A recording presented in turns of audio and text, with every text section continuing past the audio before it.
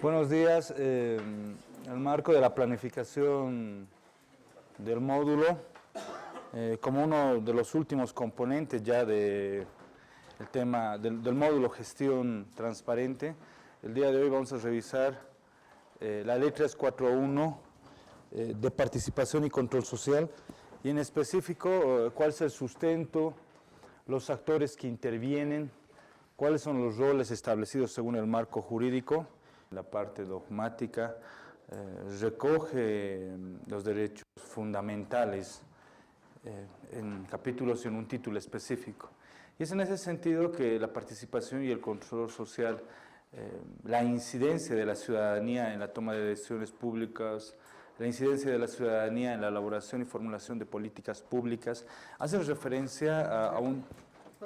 ¿Puedes ir la pantalla? De cobija, señora, ¿no? Solito no siga, no. Mil disculpas.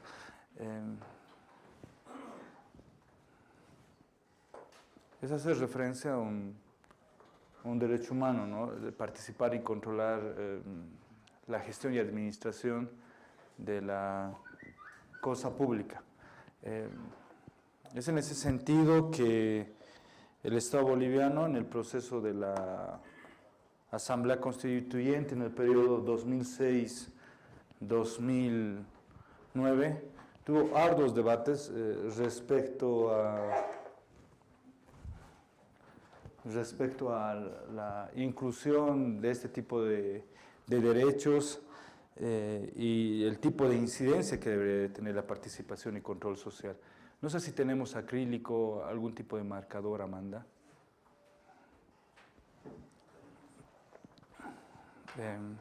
¿Vamos a tardar mucho con eso? No, ya está.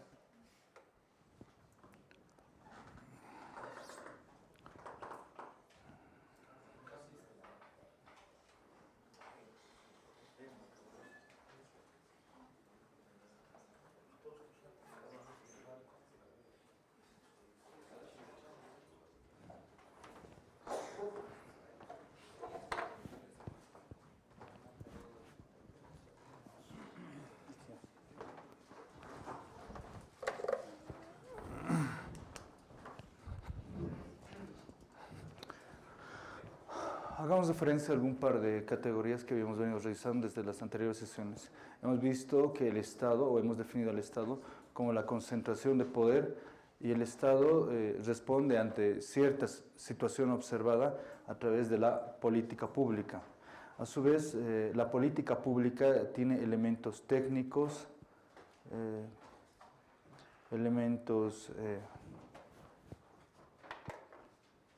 entre los elementos técnicos podemos identificar el aporte de los trabajos de los académicos investigadores, pero también de los hacedores y los expertos de política pública.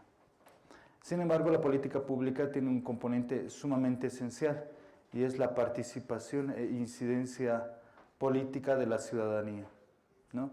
Entonces, hablar de gestión de transparencia, hablar de gestión pública, hablar de política pública, implica hacer referencia a este otro componente que hace a la política pública y a la gestión en específico, ¿no?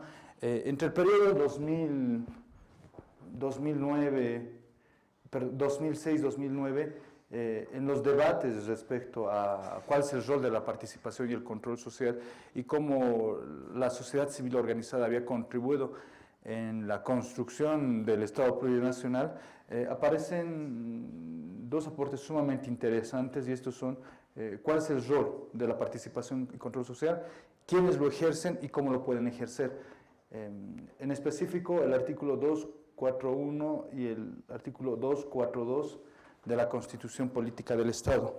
Entonces, nuestro primer marco constitucional en el que nos podemos sujetar para hablar sobre la Constitución Política del Estado son estos dos artículos, ¿no? Que en el 241 hace referencia al pueblo soberano por medio de la sociedad civil organizada, y aquí empezamos a tener un filtro, o sea, la sociedad civil organizada participará en el diseño de las políticas públicas. Podríamos tener algún tipo de cuestionamiento, o sea, ¿quiénes de la sociedad civil organizada participan en la toma de decisiones públicas? Y esto hace referencia a otro debate. Toda la sociedad civil organizada puede participar en la elaboración de las políticas públicas, tomando en cuenta los 11 millones de bolivianos, o solamente tomando referencia de la densidad poblacional del municipio de La Paz. Es imposible reunir a todos para que estos puedan participar. Entonces, nuevamente la sociedad civil, a través de las organizaciones propias, empieza a identificar ciertas organizaciones conforme a los sectores en los que van trabajando, ¿no? A su vez, en la 241 también nos establece que la ley establecerá el marco general para el ejercicio del control social. Es decir, tenemos una ley, tenemos normativa básica, ¿no?, de control social, la 341. Sin embargo, en el marco de las competencias y atribuciones del Estado autonómico, las gobernaciones y los municipios deberán regular y conforme a las características que presenten, producir normativa a nivel departamental y normativa municipal. En el 242 establecen específicamente las funciones que debe desarrollar la participación y control social y los actores que ejerzan esto, ¿no? Nuevamente se hace énfasis en la formulación de las políticas públicas. ¿Cuál es el trabajo específico que deberían de tener en la formulación de políticas públicas? Y es que en el proceso que hemos revisado, en el proceso de diagnóstico y agenda, ellos deberían de estar presentes en el proceso de formulación, con aportes específicos en temas de diagnóstico, en el proceso de implementación y en el proceso de evaluación. ¿No? La tarea que tienen a través de la participación social es dar un acompañamiento en todo el proceso de gestión, ¿no?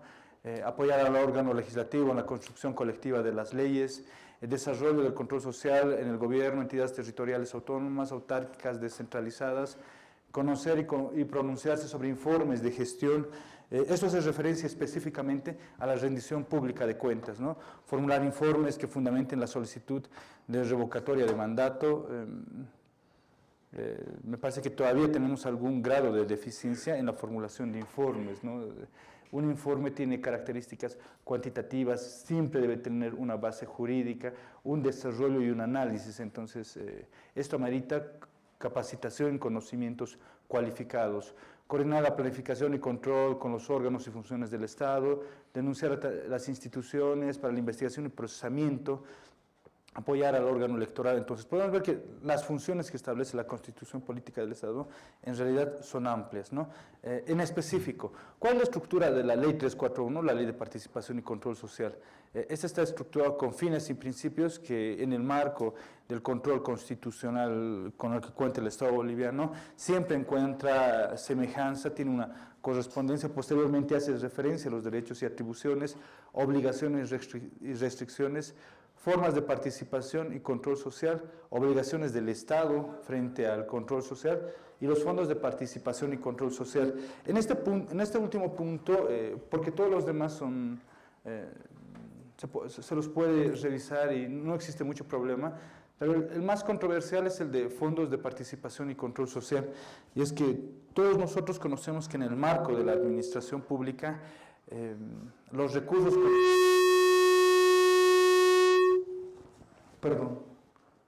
Los recursos con los que cuentan las instituciones públicas deben estar conforme a la planificación operativa anual. Es decir, el Estado no puede participar o el Estado no puede pagar algo que los actores de control social exigen constantemente, y es el tema de pasajes y viáticos, ¿no? Hacíamos referencia en el marco de la autonomía que los niveles gubernativos tienen competencia para elaborar leyes municipales, departamentales y las autonomías indígenas también. Es en ese sentido que el año pasado el Ministerio tuvo que observar muchas de estas cartas municipales, muchas de estas leyes municipales, donde se incluían y se destinaban recursos específicamente a las organizaciones sociales, al sector, a la sociedad civil, ¿no?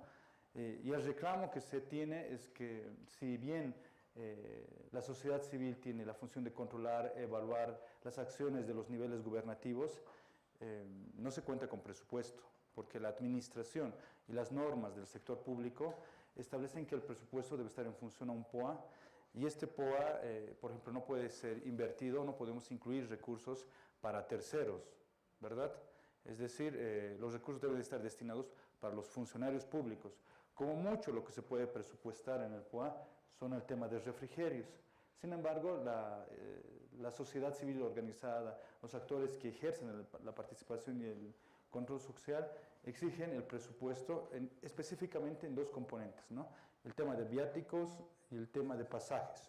En el área rural hacen referencia a que no cuentan con suficientes recursos para poder trasladarse, por ejemplo, de una comunidad al municipio en temas de rendición pública de cuentas o participar de la rendición pública de cuentas de algún ministerio.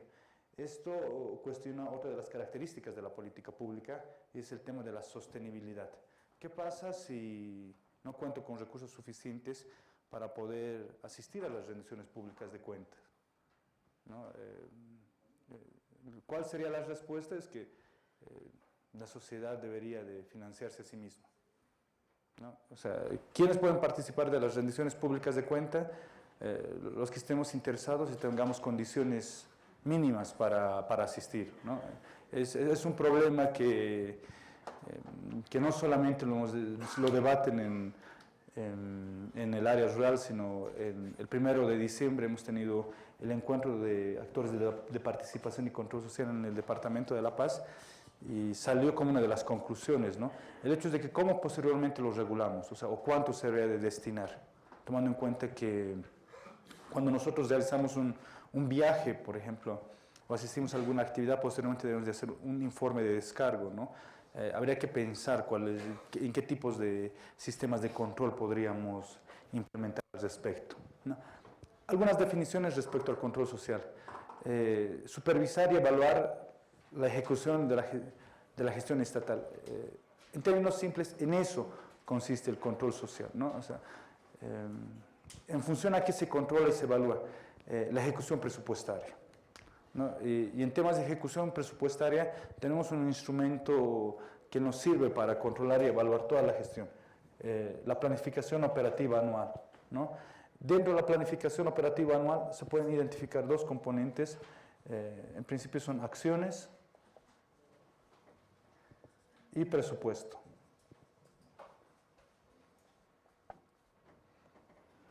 ¿Qué acciones se contemplan? Si alguien quisiera hilar más fino, deberíamos de ver por qué estas acciones fueron contempladas durante esta gestión, cuáles son los criterios de selección, cuál es el argumento que se tiene para identificar estas como prioridades, y el tema de presupuestos, ¿no? Que en el marco del sistema de administración de bienes y servicios, administración del personal, se encuentran regulados. Esto hace referencia al manejo de recursos económicos, materiales y humanos. ¿Cómo controlo el manejo de recursos económicos, materiales y humanos?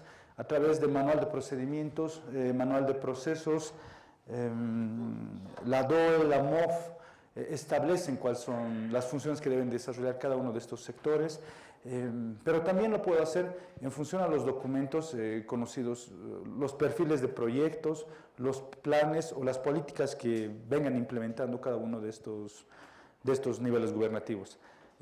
Otro componente que es sumamente importante y que me parece que ha entrado en mucho debate, sobre todo en el sector municipal, es la calidad de los servicios públicos y los servicios básicos prestados por las empresas públicas y privadas.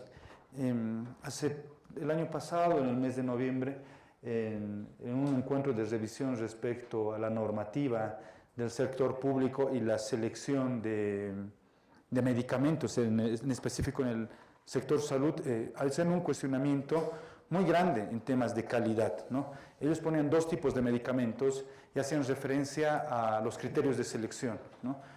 Uno de los criterios de selección para la adjudicación de uno de estos servicios era el precio, ¿no? Y ellos hacían referencia en específico a medicamentos que habían sido producidos en Chile y medicamentos que habían sido producidos en Brasil, ¿no?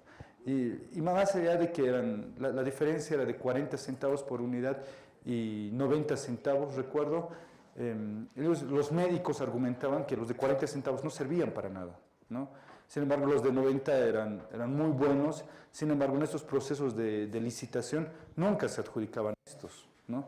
Porque en temas de calidad tenían muchas observaciones, ¿no? Más allá de que las especificaciones técnicas que se preparaban, los documentos, bases de contratación y demás documentos eran propios de la administración pública, teníamos alguna falencia respecto al tema de calidad, ¿no? Es decir, no sé, un material de origen alemán seguramente tiene mejores condiciones que un material de, no sé, de la Asia, de China, por ejemplo, ¿no? Entonces, veían ese tipo de criterios de calidad. El control social tuvo mucha incidencia en eso de la calidad de servicios. Sin embargo, por lo menos para el municipio de La Paz, también tuvo muchas observaciones, ¿no? Por ejemplo, los comités de vigilancia eran los que daban el aval en la construcción de una gradería o un muro, ¿no? O sea, te dicen la calidad del servicio es bueno. Y ahí nuevamente volvió a funcionar este circuito de corrupción, ¿no? Algo muy cuestionado en el proceso de debates, sobre todo de la Carta Orgánica Municipal. Entonces, si bien el control social debería de tomar en cuenta categorías como calidad, nuevamente entramos a la discusión. ¿Cómo medimos la calidad, ¿no? Y para medir la calidad necesariamente necesitamos de insumos técnicos, ¿verdad? O sea, ver calidad en el sector salud, sector energía, en la construcción, amerita tener insumos técnicos, ¿no? Es muy difícil. Adelante. Licenciado, pero en el proceso que se hace durante la licitación, ya viene con las especificaciones técnicas donde dice el de menor precio. Sí. ¿No es cierto? Ahí está el dilema del que lo va a comprar, o sea, va a dar cumplimiento al proceso de licitación o al proceso de convocatoria. Sí. Entonces, difícilmente podríamos como empresa licitante escoger un producto de mejor calidad porque ya nos han puesto en las especificaciones técnicas que tiene que ser más económico. Exacto, ¿no? Hay que se escoge de China o se escoge de la India. Sí. Y el control social muy poco participa porque ya se ha hecho la licitación, la convocatoria, que no se ve esta parte. Sí. Son dos categorías. Cuando hablamos de calidad, tenemos el problema al que usted hace referencia. Es decir, una institución, por ejemplo, hablando en temas de uniforme militar, tengo conocimiento de que existen botas que son muy accesibles económicamente y botas que son con muchas mejores características que seguramente son más útiles, ¿verdad? Podemos identificar muchos elementos positivos, entonces, supongamos que se liciten, se va a comprar las más baratas posiblemente, ¿no? O tal vez alguna intermedia. Sin embargo, estas podrían dar mejor servicio. Es lo que pasa, había el cuestionamiento que se tenía, sobre todo en el sector salud. Es decir, este medicamento no sirve y este otro es muy bueno, ¿no? Entonces, había esa disyuntiva. Antes de la participación, sin embargo, cuando hablamos del control social, por ejemplo, el tema de los comités de vigilancia, en su tiempo en La Paz también hicieron incidencia en temas de calidad. Y era sobre todo en la construcción de graderías, parquecitos que después de 2 semanas se iban cayendo, salían los pernos, ¿no? A eso hacemos referencia. Perdón. Pero en este caso yo creo que para hacer esas compras, tiene que ser unas especificaciones técnicas claras y hay que ver el tipo de producto, porque si ponemos en forma general, obviamente tenemos que irnos a encontrar lo primero y lo más económico, pero si ponemos claras las especificaciones, ahí podemos pues nosotros seleccionar el tipo de, no sé, por el medicamento o de cosas que vas a adquirir de alguna manera más Sí. para nosotros. Sin embargo, dentro del sistema de administración pública existe el principio de economía, ¿no? Y este principio de economía casi siempre hace referencia al tema de precios, ¿no? Por ejemplo, usted puede comprar un producto de algún tipo de origen no muy bueno, que cuando lee las características que tenga es muy similar al otro, ¿no? Entonces, institucionalmente tenemos una observación respecto a este punto que lo hemos venido debatiendo con personas que también trabajan en temas de política pública, pero hablar del rol que cumple específicamente la participación y el control social, hablar de calidad de servicios implica algún grado de medición. ¿Cómo mido que este tiene mejor calidad que este otro? Es parametrizar, ¿no? Esto hace referencia nuevamente a elementos técnicos. ¿Quiénes pueden medir eso? Seguramente necesitan algún grado de formación, algún grado de conocimiento, ¿no? Licenciado, muchos de estos procesos están viciados. Bueno, es interesante y es importante y hay que considerar de que los que hacen estos procesos tienen que ser personas sumamente transparentes. Exacto. ¿No es cierto? Sí. Porque ante la presentación de 3 empresas, por ejemplo, para la adquisición de un producto, no puedo beneficiar yo como parte de la comisión a una de ellas porque supuestamente voy a tener algún beneficio. Entonces, yo creo que aquí la transparencia es importante. ¿Por qué? Porque a la larga los afectados son otros. Claro, ¿No es cierto? siempre. El acto siempre lleno. Entonces, pienso que es importante para este tipo de procesos que la persona o el comité o la comisión que va a hacer este proceso tiene que ser absolutamente transparente y que dice las reglas. La 1178, por ejemplo, ¿no? Sí. Empezar con eso. Exacto, o sea, la 1178, el sistema, el decreto supremo 181, por ejemplo, que regula el tema de bienes y servicios. Sin embargo, aquí podemos tener otro tipo de observación. Supongamos que no necesariamente tiene que ver con que se beneficie algún proveedor en particular, ¿no? Yo tengo algún servicio o algún bien que quiero contratar, que quiero adquirir, y ese bien tiene ciertas características, ¿no? Y esto pasaba sobre todo con temas de toners, los toners HP, ¿no? Que cuestan el triple que otro tipo de toners, porque tienen otras características, ¿no?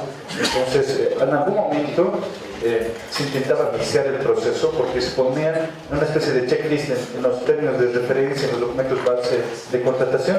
Debe cumplir con esto y esto, ¿no?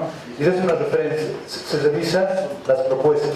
Y en las propuestas, muchas veces, no sé, una garantía de 3 años. La única que ofrece la garantía de 3 años es, supongamos, HP, ¿no? Y las demás no tienen, no cuentan. Entonces, muchas veces esto se puede entender también como una orientación a determinado proveedor, ¿no? En todas las instituciones existen eso, ¿no? Entonces, y es cuestionarse, ¿qué implica eso? ¿Implica corrupción? Puede ser que la persona que preparó los DDCs, los TDs, muchas veces haya pensado que es lo mejor, ¿no? Pero también en cierta medida se está direccionando el proceso de adquisición. Doctor, también este principio de economía que usted me habla no solamente es al hecho de que comprar en menos precio. Mi lógica dice, por ejemplo, en la cuestión de botas para los soldados, ¿sí? Indican las especificaciones, debe ser de cuero, debe tener suela, debe tener guatos, listo. Entonces, ¿qué hacen? Compran lo más barato, ¿sí? Perfecto. Tal vez con algún proceso viciado inclusive. Pero lo malo es que esas botas duran 2 meses, ¿no? Si compraran y después necesitan comprar otro, o sea, al final sale mucho más caro que si hubieran comprado desde el principio algo que hubiera costado mucho más y les hubiera durado tal vez 1 año o 2 años a los soldados. Normalmente es así, compran lo más barato, a los 2 meses están abiertas así las botas. Entonces yo no entiendo ese principio de economía que se utiliza o que se está tratando de emplear, porque estos procesos las hacen el Ministerio de Defensa. Sí, es algo cotidiano con muchas instituciones, ¿no? Yo comprendo, yo he visto casos específicos del sector salud, ¿no? Y me parece que debe ser muy similar en temas del sector de defensa. Doctor, una pregunta. Supongo que cuando se hacen las licencias médicas, sobre todo salud, se hacen con ciertas especificaciones de frente a medicamentos, implementos que se necesitan, ¿no? Y bueno, no acabo de entrar, no siempre he visto eso, ¿no? Cuando voy siempre me dan ibuprofeno, paracetamol, que voy al médico, se llaman las 3 cosas, automáticamente me autorizo porque se me van a dar eso. ¿No sería mejor especificar, o decir, lo mejor, escoger lo más barato, no de la cantidad, lo más barato? Por decirle, esos medicamentos son de industria alemana, francesa, italiana, y bueno, esos 3, escoger de lo mejor, lo más barato, no de la cantidad, lo más barato. Existe, por ejemplo, la mejor propuesta y se establece que se va a tomar en cuenta el tema de calidad y el tema de precio. El hecho de que cómo mido la calidad. ¿Me entienden? ¿Cómo puedo decir, estas son de mejor calidad con referencia a esta? Supongamos que se pide una garantía de 2 años, ¿no? Aparece una empresa con un origen dudoso que también podría tener las mismas características. Seguramente ustedes tienen mucho conocimiento en el tema de indumentaria militar, porque son años que van vistiendo, manipulando y tienen experiencia en ese tema específico, ¿no? Pero cuando vemos los procesos de licitación, lo único que es necesario es un tema de respaldo, ¿me entienden? Pero De ahí tenemos un choque. en el caso de los medicamentos vienen pues con un plano de... ¿Para qué sirve? No, vienen con un plazo de venecia, no sirven más. No pueden, de caducidad. No valen más de 2 años, normalmente son, dependiendo del medicamento, entre 1 a 1 año hasta 1 año y medio, exagerando. Sí.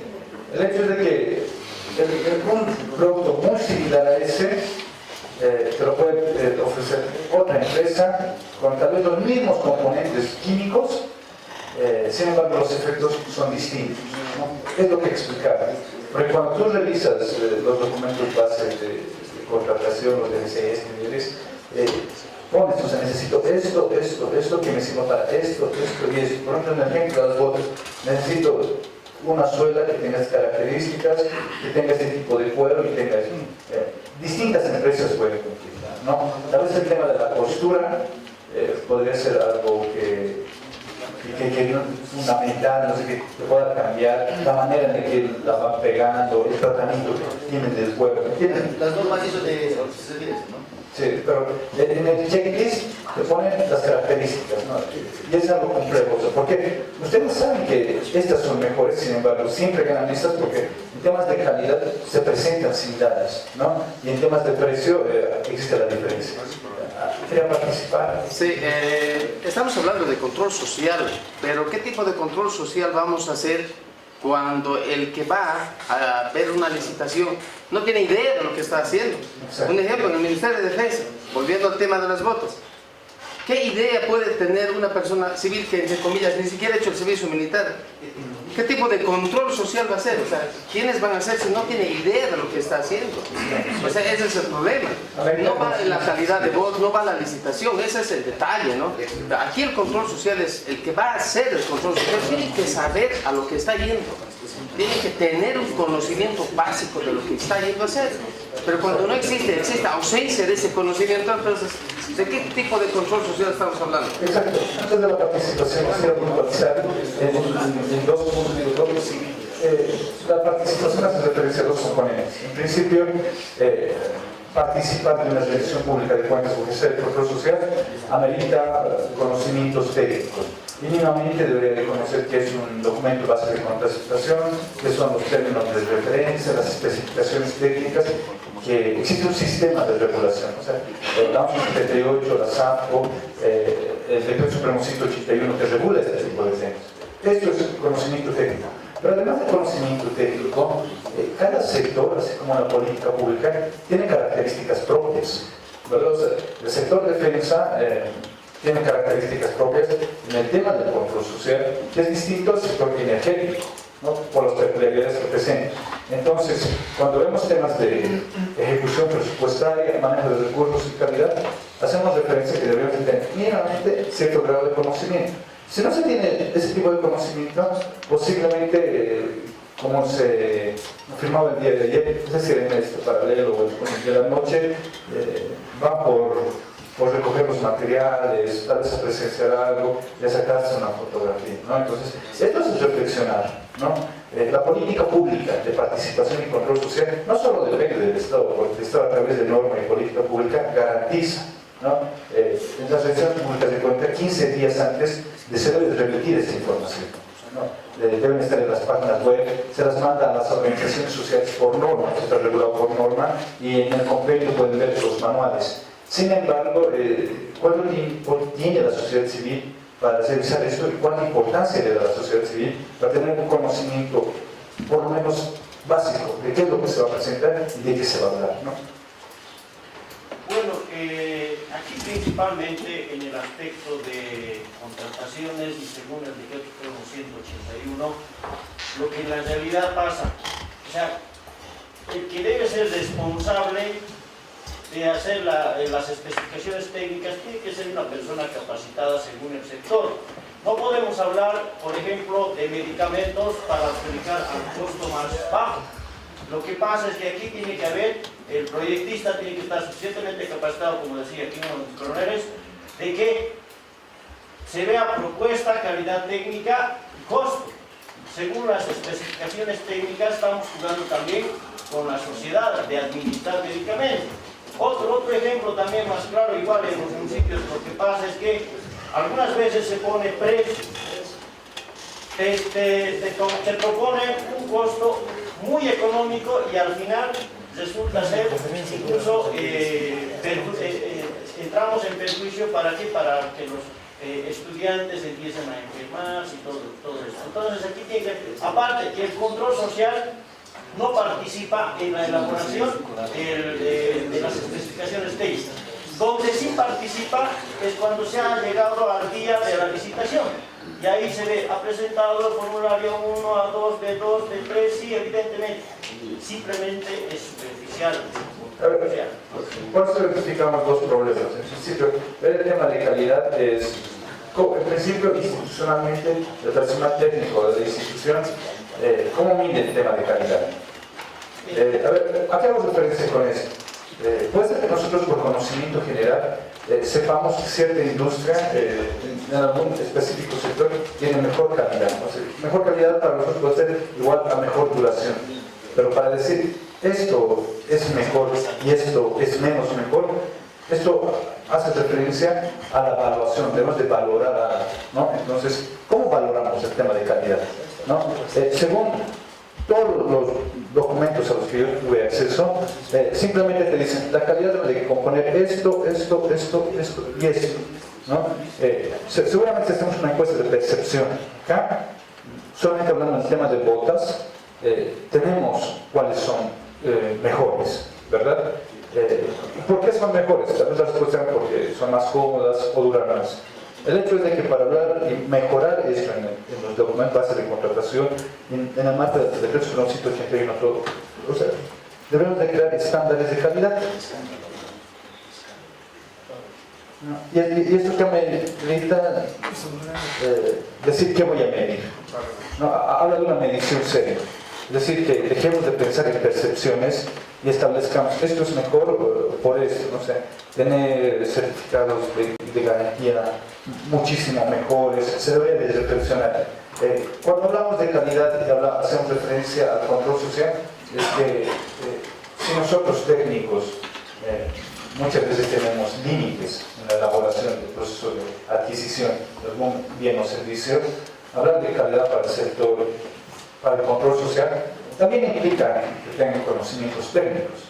Entonces ahí tenemos otro problema, ¿no? Interno y otro problema externo, ¿no? Adelante. Licenciado, bueno, hablamos de control social, tenemos una ley, pero se ha visto en muchos municipios, incluso al interior de algunas instituciones, que estas unidades de transparencia y sectoriales se están subyugando a la MAE, que cuando en su naturaleza estas inspectorías, estas unidades de transparencia deberían ser independientes a la MAE, ¿no es cierto? O sea, pueden estar conviviendo en un mismo ambiente, pero no tienen dependencia de esa MAE.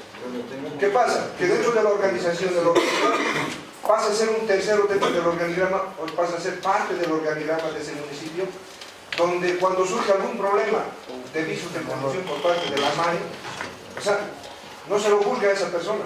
¿Qué hace el Ministerio, el Consejo de Lucha contra la Corrupción y todo eso, con esas personas? Porque no se ha visto hasta la fecha que se haya imputado por algún delito de tipo penal por incumplimiento de deberes, que es lo correcto. Debería de ser así. Pero se ajusta la clavija solamente a la MAE. ¿Qué cosa hace el Ministerio con esas autoridades que han sido nombradas por la sociedad para regir el control a esa MAE, por ejemplo, ¿cierto? Se subyugan, eso es lo que se ha visto ahora, ¿no? Transparencia del municipio X, ¿no? Está dentro del organigrama y es dependiente de la MAE. Y cuando su función era fiscalizar las actividades de ese grupo que estaba trabajando en ese municipio. Eso es lo extraño, lo que se nota en la actualidad. Poco o nada se hace contra ellos. Necesitamos encontrar un poquito previa a la existencia de las unidades de transparencia, todo el sector público está normado. Por ejemplo, la SAP con la 1178 establece ciertos sistemas de control, los sistemas de administración de bienes y servicios. La lógica con la que nacen las unidades de transparencia es profundizar la política del Estado en temas punitivos y temas preventivos. El tema de las unidades de transparencia es un tema que discutíamos hace una semana, dos, con la policía, ¿no? Y ellos que establecen que las unidades de transparencia no deben de defender o no deben de ser informales, deben ser civiles, porque en la estructura jerárquica que tenemos están subyugados, ¿no? Están tomando utilizando el término que usted aquí se hace referencia. Y esto cambiaría toda la lógica, ¿no? Dentro de las instituciones públicas, ¿no? Hablando de todos los sectores. El Ministerio de Justicia, en el marco de dar efectividad al control, cuando se presente, en principio cuando hacemos una denuncia, en el marco de la gestión de denuncias y existen indicios suficientes para identificar un acto de corrupción, los debe de trabajar la unidad de transparencia, ¿no? Negación de esa información, denuncia pública de buena participación, control social, gestión de denuncias.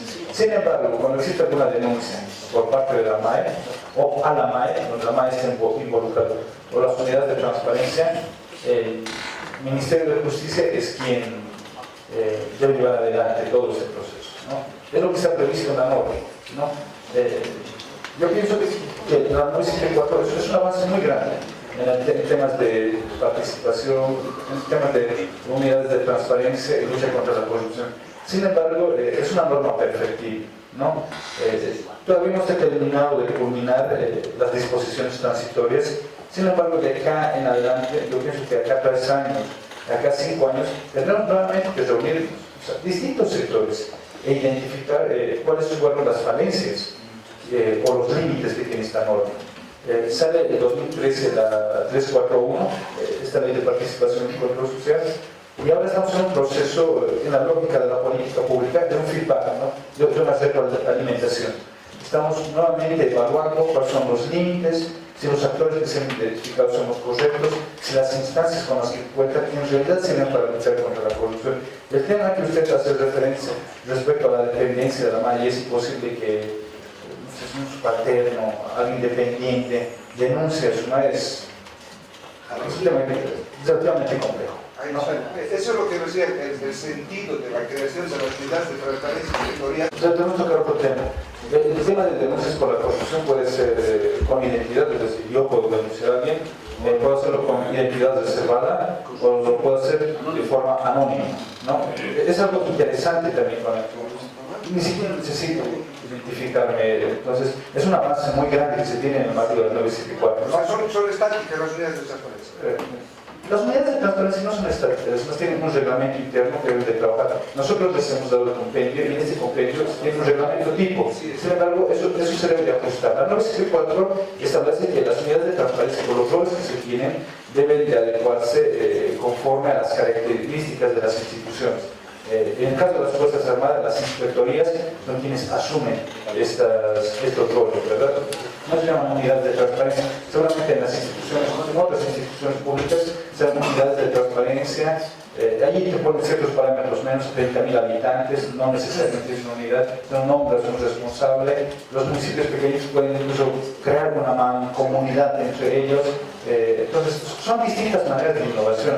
No se olviden que la política siempre tiene grados de progresividad, es decir, y siempre es perfectible, así como la norma. Entonces, esos debates deberían de hacerlos. Sería muy interesante que cuando se elabore el reglamento para alguna unidad en específica, se incluya este tipo de componentes. No que el equipo jurídico, no sé, los abogados proyecten, no sean al documento, porque nosotros nos hemos pasado incluso en el formato digital, a las instituciones le pongan el nombre y hagan algún tipo de adecuación, algo que muy comúnmente pasa, ¿no? Que tengan un proceso de retroalimentación constante con la sociedad civil sería un ideal que alimentaría mucho el crecimiento en la política de transparencia. Licenciado, buenos días. Desde una visión de ciudadano boliviano,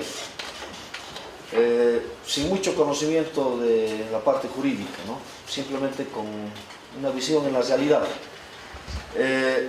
Excelente esta idea, ¿no?, del control social, que no es única de nuestro estado. Diferentes estados ya lo han puesto con diferentes nombres, ¿no? Que básicamente para mí, ¿qué es? Que los ingresos que tiene el estado sean invertidos de mejor manera para beneficio de todos nosotros. Eso es lo básico. ¿Y quiénes tienen que hacer el control social? Todos. Uno. En esta situación creo que nosotros estamos institucionalizando el control social. O sea, ciertas personas nomás tienen que hacer el control social. Uno. Los otros no. Ahora, con alguna experiencia de participar o ver más que todo las licitaciones que se hacen, los procesos que se hacen, las construcciones que se hacen en mi estado, yo no he visto hasta ahora que el control social haya tenido un aporte significativo. Y los aportes que se han desarrollado por mal manejo de economías por ciertas personas, más que del control social, han sido por denuncias. Y esas denuncias han sido internas o de alguna parte que ha visto, ¿no? Y la otra es todas las obras que se han desarrollado hasta el momento sin nada de inclinarse a ningún partido político, a ningún gobierno, ¿no? Pongamos que ha salido este control social, yo no veo las obras que estén bien. Entonces, ¿qué quiere decir eso? Que no ha habido control social. Por darle un ejemplo, se ha hecho un edificio, se está cayendo de aquí a un tiempo, que ya ha sido entregado, aprobado, aplaudido, hallado, todo. Pero está mal. ¿Dónde está el control social? Ahora hablamos de la otra parte, ¿no? Talados chinos hablaremos. O sea, había de demás cuestiones. No ha sido el control social que haya dicho que era mal, sino que ha sido una denuncia. Entonces, como usted dice, esta ley hay que arreglarla, ¿no? En la realidad no funciona. Entonces, si queremos hablar y compararnos y competir con otros estados, algunas cosas hay que desechar. Y la institucionalización del control social no está funcionando. Entonces sería mejor cambiar el nombre, tal vez tenemos que modificar el panorama, pero si algo no funciona, hay que corregir inmediatamente. Es una percepción que tengo sin inclinarme a nada, ¿no? Solamente pensando que Bolivia es el mejor. Sí, tenemos una participación ahí. Algo también, se está cambiando la 341, el Ministerio se va a reunir con los sectores sociales. Hemos hecho un viaje, hemos ver cuáles son los límites en el ejercicio de la participación y control social y se espera reformarla, ¿no? En esto, la lógica del feedback, o sea, hay que reglamentar, hay que mejorar y hay que perfeccionar todas las normas. Puede ser que muchas de las características del control social no existen, pero por lo menos en el área rural, muchas veces la gente que ejerce el control social es el siguiente alcalde, por ejemplo, o sea, porque saben cuál es el funcionamiento, qué cosas se hacen, qué cosas no se debería hacer. Entonces tenemos una especie de, por lo menos en el área rural, de escuela en la gestión pública, ¿no? Y acá está. Siguiendo con el ejemplo que usted daba de la policía, para darse cuenta que esto no funciona, porque verdaderamente la percepción ciudadanos que no funciona. Es solo con ver en el caso de la policía, si la inspectoría de la policía, cuántos casos verdaderamente le ha atendido a su madre. Y estoy seguro que no debe pasar pues de 5 y son casos menores. Lo que dice el coronel Blanco que está subyugado es verdad, porque al final de cuentas, en el caso nuestro, al ser subalternos o estar subyugado en la organización a la MAE, no le va pues usted con toda la confianza de la ley y la protección de la ley denunciar a su gente, es imposible. Ni siquiera usted lo haría. Pero por supuesto, porque lo despide pues La pregunta a la que hace referencia es parte del realismo político, parte del realismo jurídico, ¿no? Muchas veces tenemos que superar y desprendernos de toda la parte doctrinaria que es espectacular y bonita. Pero es doctrinaria, no es real. Sí. Atrás, aquí, de aquí. No, adelante. Por favor, escuchamos la persona. Aprovechando la diapositiva. Por favor, escuchemos, está tomando la palabra. Adelante, Flores. Aprovechando la diapositiva que tiene al frente, le dice, ¿quiénes pueden ejercer la participación y control social? Sectores sociales, juntas vecinales y o sindicales organizados, reconocidos legalmente. Sí, tenemos 3 tipos de actores. Sí, perdón, y tenemos una fotografía del prototipo de personas que nosotros queremos que hagan el control social. Pero nos interesa que salgan en la fotografía cuando tenemos elección de cuenta, etc. ¿Por qué no incluir escritos, no solo con el término reconocido legalmente, sino escritos, entes colegiados, que se llaman parejas de abogados, Cámara de la Construcción, Fuerzas Armadas, Policía, o sea, citarlos, citar esas entidades importantes y relativamente cualificadas técnicamente como para que puedan ser parte de ese control social y sea mucho más estricto ese control. Me parece sumamente interesante. Sin embargo, tenemos 3 tipos, ¿no? O sea, de control social. Los orgánicos son sectores sociales, juntas vecinales, organizaciones sociales en sí. Los comunitarios que hacen referencia a pueblos y naciones indígenas, campesinos. Y tenemos estos otros que son los circunstanciales que se organizan para un fin determinado y cuando el objetivo ha sido alcanzado dejan de existir. Por ejemplo, en la rendición pública de cuentas, en el Ministerio de Justicia y Transparencia Institucional, en la Asamblea Legislativa, en la Cámara de Diputados específicamente, constantemente participan el Colegio de Abogados, el Colegio de Contadores, ¿no? Entonces, también mucho depende del empoderamiento de la sociedad civil, ¿no? Es decir, sería muy bueno que estos colegios, porque en realidad los colegios profesionales son los que reúnen insumos técnicos, ¿no? Y ellos podrían orientarse a determinados sectores, ¿no? Es decir, nosotros vamos a hacer control social, nos vamos a comenzar el colegio de auditores para ver, tener una especie de perito.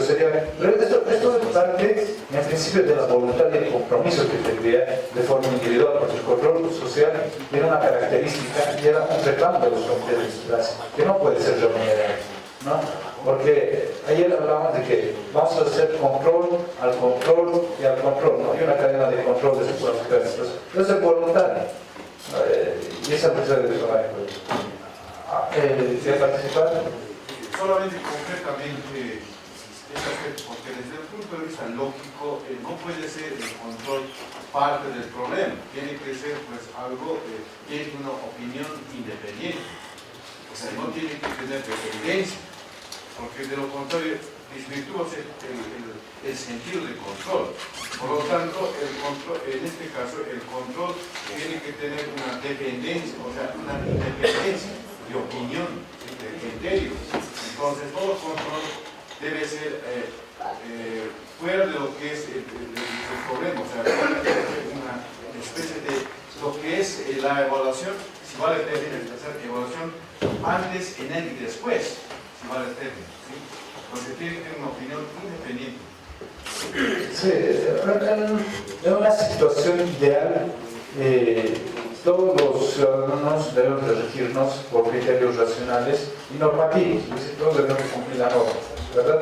Sin embargo, la realidad no es así, ¿no? O sea, todos tenemos ciertos tipos de preferencias, tenemos ciertos grados de relación social. Entonces, esto inmiscuye y se convierte en externalidades.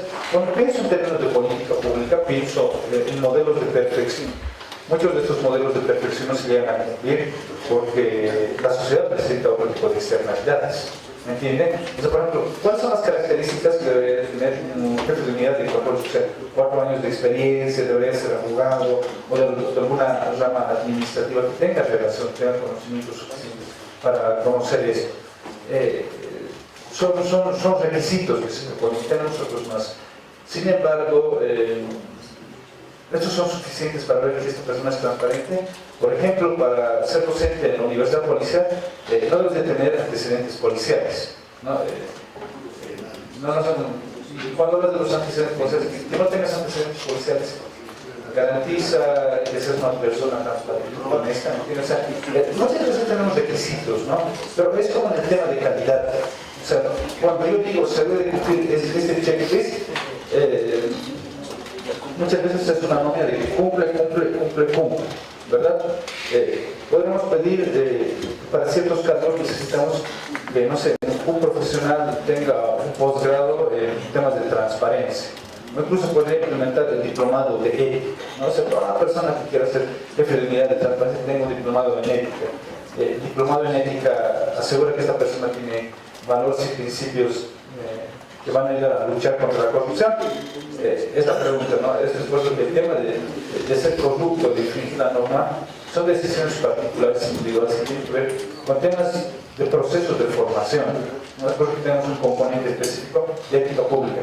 Queremos participar por acá. A manera de comentario, no va a ser la licenciada, ¿no? Volviendo al área de salud, sería interesante, sería un buen control que las autoridades de gobierno, las autoridades de cambios federales tengan la obligatoriedad de asistir a esos centros públicos, tanto ellos como sus familias, para ver cómo los atienden y qué medicamentos les dan.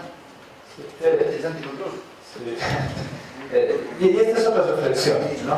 Antes de la participación, por ejemplo, el día de ayer conversamos con ustedes respecto al sistema educativo de los países nórdicos. Por ejemplo, en Noruega, para ser profesor de escuelita, de colegios, para formar a niños, debes de tener un background, un desarrollo pasado sumamente alto, ¿no? Porque te dicen ¿qué es lo más importante para ellos? Temas de educación. Y entonces, ¿a quién confías la educación? Entonces, cualifican a sus profesores. Para ser profesor, la junta de vecinos, digamos así, debe decir que ha sido una persona que no hace problemas sociales, ha tenido una vida correcta. Entonces, es un cargo jerárquico muy importante, porque son quienes forman a los ciudadanos del presente y el futuro, ¿no? Es en ese sentido que cuando uno revisa las políticas públicas de Estado que tienen índices de desarrollo humano muy interesantes y crecimiento económico ideal para nosotros el día de hoy, es que la institución pública, en principio, hablar de desarrollo humano integral implica hablar sobre distribución de la riqueza, ¿verdad? Por ejemplo, mirar al Asia, mirar a países específicos, Japón y China, es identificar crecimiento económico, ¿no? Sin embargo, es algo muy diferente del tema de desarrollo económico, porque la brecha, el indicador Gini, por ejemplo, que mide la diferencia de distribución de los ingresos entre los pobres y los ricos, es tremenda, ¿no? Puede ser que tengan una potencia económica muy alta, pero cuando uno ve la composición interna, existe un sector muy pequeño que acumula casi toda la riqueza. Entonces existen muchos multimillonarios en China, pero también existe muchísima gente que vive en extrema pobreza, ¿no? El trabajo esclavo que nosotros tenemos conocimiento, ¿no? ¿Qué pasa con los países nórdicos? ¿Por qué son tan ideales, pero no se los estudia mucho en temas de crecimiento económico? Es que la distribución de la riqueza y las diferencias entre pobres y ricos es baja, ¿no? Es decir, no existe mucha diferencia. ¿Cómo se expresa esto cuando un Estado tiene tanto éxito en la política pública? Cuando las cajas de salud, por ejemplo en nuestro caso, o la educación pública, una persona que tenga altos ingresos, ingresos regulares o bajos ingresos, acceda al mismo centro de salud, ¿no? Y esto también cuestiona algo, ¿no? O sea, y es algo que preguntaba a muchos de los compañeros que son servidores públicos y vamos a ser honestos, les decía a ellos, ¿no? ¿Cuántos de ustedes tienen hijos en el sistema público? Sus hijos estudian en el sistema público. Hablando de escuela, ¿no? Porque aquí la lógica de la universidad pública es superior a la lógica de la universidad privada, ¿no? Sin embargo, existen estados donde la universidad privada es muy alta que en desmedro de la universidad pública. Aquí, trabajar para la universidad pública te pagan, con referencia a algunas universidades, incluso te pagan, no sé, 5 veces más. Tienes un seguro, tienes mejores comodidades. Ser docente, por ejemplo, de la UNS, ¿no? Que es la universidad más importante del país. Sin embargo, hablamos de niveles de formación, de escolaridad hasta bachillerato, ¿no? Y la pregunta entre nuestros mismos compañeros será, ¿cuántos de ustedes tienen hijos que estudian en colegios públicos? ¿No? Y entre los amigos que tenemos una minoría, ¿no? Entonces, esto demuestra algo, ¿no? Es decir, ¿por qué no confías en el sistema público si es un constructor del Estado? Porque, ¿qué hacemos los servidores públicos, no?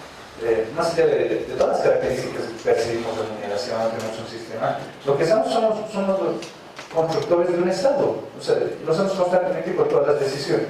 Y si no asimilamos, por ejemplo, esa lógica, estamos mal, por eso, o sea, existimos para dar mejores condiciones de desarrollo humano integral. Ese es el objetivo, de todo el servicio, más allá de los sectores que tengamos, ¿no? Y la burocracia que muchas veces se crea. Pero si somos constructores de Estado, ¿por qué no confiamos en la misma construcción? ¿No? Entonces, esa es una lógica que hace referencia a la ética, ¿verdad? ¿Cuántos de nosotros están en las cajas? Ustedes tienen un seguro distinto, ¿no? Sin embargo, hablando del sector público, ¿cuántos se visitan? ¿No? Y ustedes no lo dicen porque a lo que hace referencia hace un momento, porque creo que usted también me dan un poco de no sé, puede ser de cualquier tipo informal y responden a función a esto, ¿no? Entonces, son características que deberíamos de superar, ¿no? ¿Qué nos muestra esto? Problemas en temas de política pública. En algún momento, cuando se reflexione esto, si la política pública, al menos doctrinal, plantea momentos de evaluación intermedia, evaluación final, seguimiento, monitoreo, pilotaje, si todos tuviéramos una cultura, si las instituciones asumiéramos ese tipo de cultura, estoy seguro que perfeccionaríamos constantemente, no solamente la norma, sino las instituciones, ¿no? Eso también implica hacer diagnósticos serios y no sean sesgados, ¿no?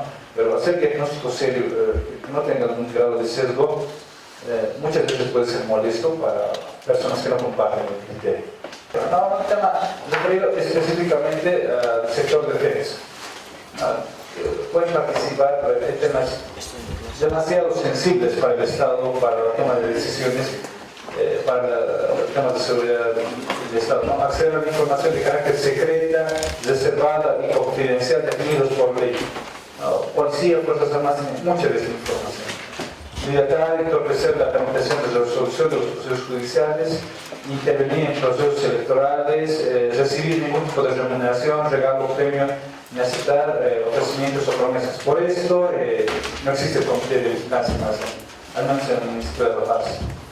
Involucrar sus intereses personales y de sus mandantes, utilizar o destinar información y documentos recibidos para otros fines, desempeñar estas funciones por más de 2 años consecutivos. ¿Qué muestra? Ya algo que se observó a su tiempo. La lógica es que la participación y el control social deben enriquecer a todos los ciudadanos. Entonces, si bien se identifican ciertos tipos de actores que deben ejercer el control social, aquí tenemos otra disposición que me parece que es muy buena, muy sana para la democracia, desempeñar esta función por más de 2 años consecutivos. Es decir, estos 2 años no deberían de continuar en el control social, ¿no? Para que, y otra de las observaciones que se pueda tener es como que durante un año la persona ha asimilado las normas y que implica el control social y seguramente tiene uno de ejercicio, ¿no? Sin embargo, se interrumpe eso por las mismas características del flujo que se debería de tratar. Las obligaciones del Estado: facilitar acceso a la información, mesas de diálogos y propuestas, capacitación y promoción, planificación participativa y ejecución con control social, revisión pública de impuestos. Me parece que todos estos elementos tienen directa relación con los componentes que hemos revisado el día de ayer, ¿no? Por temas de tiempo, ahora vamos a pasar al tema de la evaluación. ¿Dónde está?